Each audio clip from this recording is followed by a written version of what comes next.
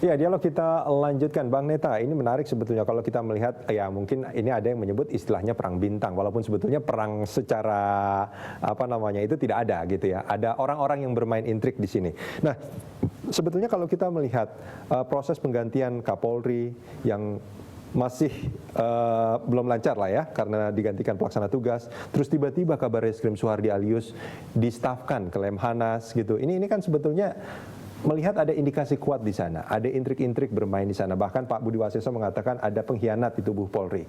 Nah, kalau menurut amatan Anda, sebetulnya ini dalam proses apa namanya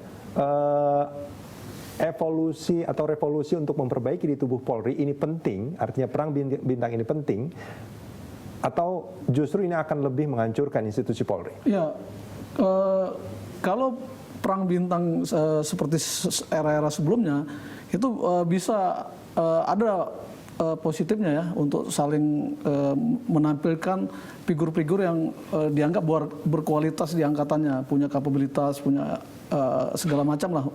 Itu bertujuan positif untuk memperbaiki institusi, dan begitu terpilih satu figur menjadi pimpinan, yang lainnya kan langsung konsolidasi. Tapi perang bintang yang sekarang ini sangat parah karena sudah dibawa keluar, dibawa keluar, dan perang bintang itu makin menguatkan ketika ada jenderal yang mengatakan ada pengkhianat, kemudian ada jenderal bintang 3 yang tiba-tiba mengaku punya prestasi, kemudian dimasukkan kotak. Nah, ini kan artinya perang bintang ini sudah berdampak yang begitu luar biasa, dan terjadi penyingkiran-penyingkiran gitu ya. Bukan mustahil nanti suatu saat ketika mereka mendapat angin, mereka lakukan serangan balas lagi. Anda melihat apa yang terjadi dalam beberapa hari ini menunjukkan bahwa esprit de corps di internal Polri itu sekarang sudah luntur? Ya sebenarnya dari waktu ke waktu terjadi krisis, dan sekarang eranya yang begitu parah.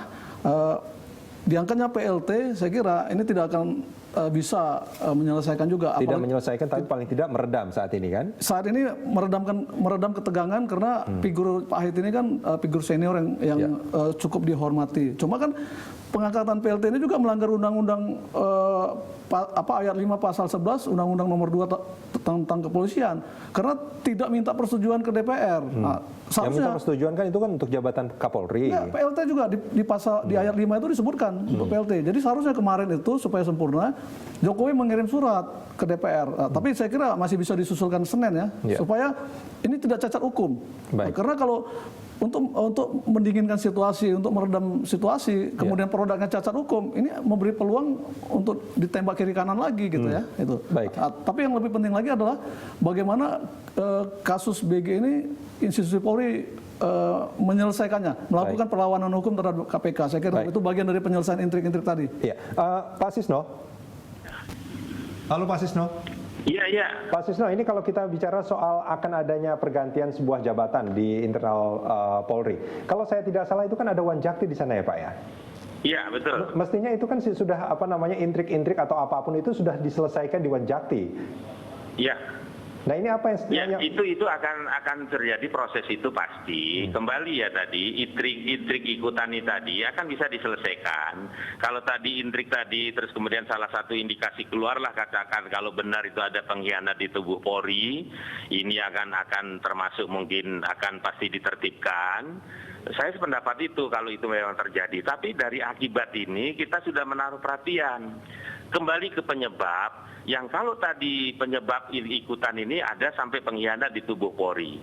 Kita perlu lagi nih, siapa pengkhianat bangsa dan negara yang sudah merusak NKRI, ya, memperlemah aparatur, tadi lembaga kepresidenan, DPR RI, Kompolnas, Polri itu dipecah belah, diperlemah, dibuat sibuk. Siapa yang menurut Anda melakukan itu Pak Sisno? Pengkhianat bangsa ini yang perlu kita dapat menjadikan perhatian. Menurut Anda siapa pengkhianat bangsa ini Pak?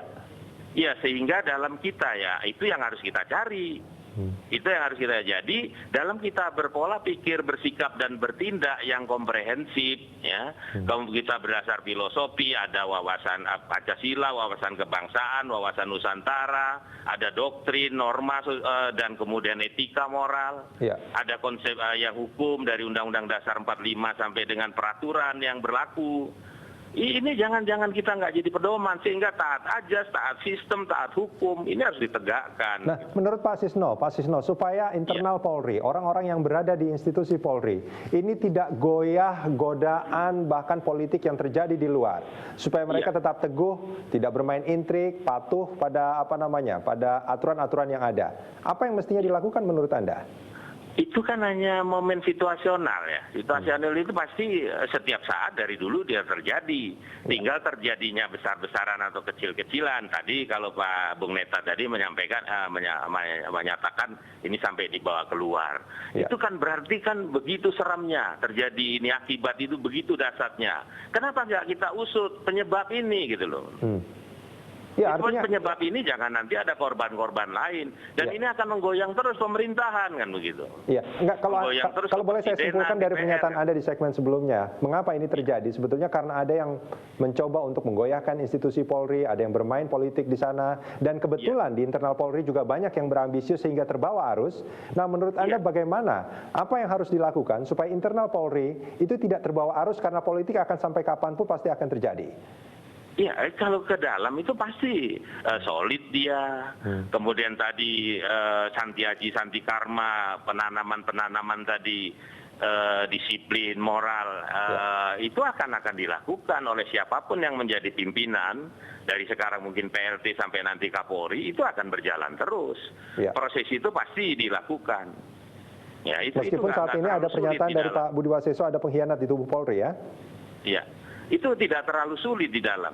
Baik. Karena ada proses nanti kode etik, ada proses sekarang mutasi, ada proses mungkin sampai dengan penghukuman, itu tidak terlalu sulit. Dan itu menjadi salah satu cara sebetulnya untuk meredam semua ini. Oh iya pasti. Baik, Pak Susno, kita akan lanjutkan ini di segmen berikut nanti, Pak. Iya.